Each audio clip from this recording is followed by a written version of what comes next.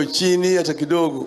Sasa wanaangalia tu kilo mahali walikuwa na walianza kulaumu Uhuru. Ati Uhuru amewacha hazina ambayo haina chochote. Nyungu ilikuwa ni tupu, hakuna hata mkoko. Ilikuwa ni mwaka jana. Alisema nyungu ni tupu. Sasa ni mwaka moja bado analaumu Uhuru.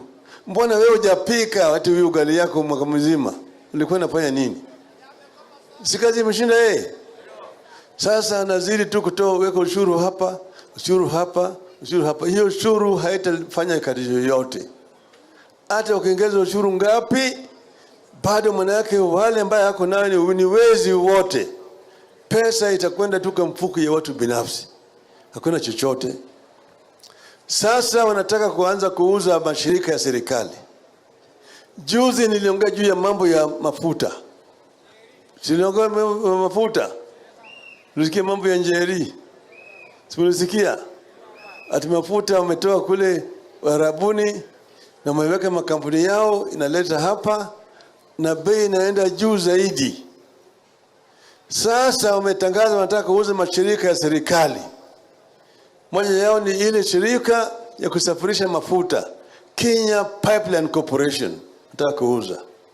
Na National Oil Corporation. Kenya Pipeline Corporation ikienda kwa mkono ya watu binafsi, bei mafuta taenda hata mara 100 hapo.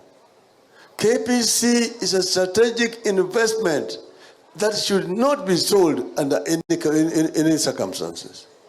Lakini wao wanataka kuuza sasa. Mimi nitaongea juu ya hiyo hivi karibuni. Lakini kwa sasa leo mimi nataka niambie nyinyi ati mjitayarishe. Vile tunaona mambo hapa itakuwa vile tulikuwa nataka.